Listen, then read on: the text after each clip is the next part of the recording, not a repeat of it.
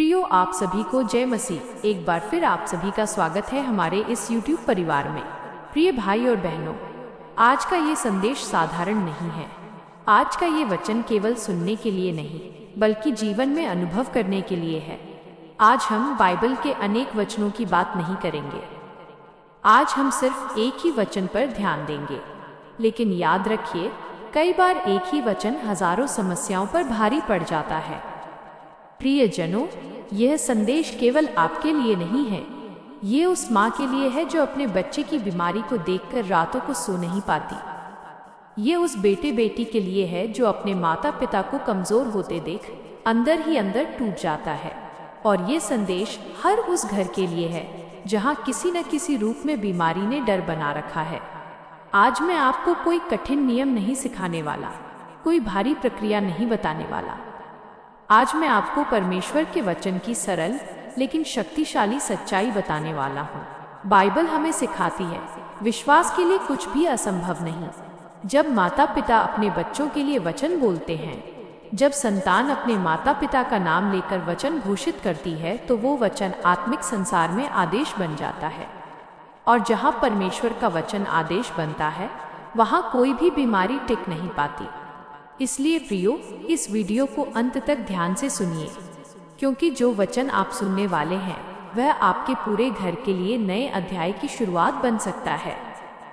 Bible का शक्तिशाली वचन।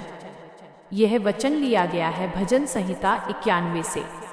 आज हम पूरा भजन नहीं पढ़ेंगे, लेकिन उसका सबसे गहरा और प्रभावशाली वचन सुनेंगे। भजन संहिता 91:10 कहता है, तुझ पर कोई विपत्ति न पड़ेगी और कोई रोग तेरे डेरे के पास भी न आएगा। ध्यान दीजिए प्रियो, ये वचन ये नहीं कहता कि बीमारी आएगी और बाद में जाएगी। ये कहता है बीमारी पास भी नहीं आएगी, अर्थात बीमारी को अनुमति नहीं, बीमारी को अधिकार नहीं, बीमारी को प्रवेश नहीं। जब ये वचन बोला जाता है तो ये केवल शरीर के लिए नहीं, बल्कि पूरे घर के लिए एक आत्मिक सुरक्षा कवच बन जाता है। वचन कैसे सक्रिय होता है? बाइबल कहती है, जीवन और मृत्यु जीव के अधिकार में है। जिस वचन को आप बार बार विश्वास के साथ बोलते हैं, वही वचन आपके जीवन में नियम बन जाता है। लेकिन बहुत से लोग यहाँ गलती करते हैं। वे सोचते हैं बस वचन बोल दिया और सब बदल जाएगा। प्रियो, परमेश्वर का वचन कार्य करता है जब वो विश्वास के माध्यम से आगे बढ़ता है। बाइबल हमें सिखाती है कि परमेश्वर का आत्मा जल पर कार्य करता है, और प्रभु यीशु ने कहा, जो जल मैं दूंगा वो भीतर से जीवन का सोता बनेगा। हमारा शरीर स्वयं अधिकांश रूप से जल से बना है। इसलिए जब वचन जल के साथ जुड़ता है तो वो शरीर के हर हिस्से तक पहुंचता है। सुबह की विश्वास प्रक्रिया। प्रियो, अब ध्यान से सुनिए। सुबह नींद से उठते ही सबसे पहले प्रभु को याद कीजिए। एक साफ गिलास में पीने का पानी लें। पानी के ऊपर हाथ रखें, आंखें बंद करें और अपने परिवार को मन में लाएं। पूरे विश्वास के साथ यह वचन बोलें, मेरे ऊपर कोई विपत्ति न पड़ेगी और मेरे घर के पास कोई रोग नहीं आएगा। इसे 3 बार बोलें। फिर ये प्रार्थना करें, हे प्रभु, मैं तेरे वचन को इस जल पर घोषित करता हूँ।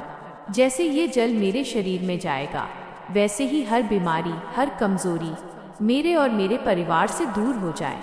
मेरे घर पर तेरी सुरक्षा स्थिर हो जाए। यीशु मसीह के नाम में, आमीन।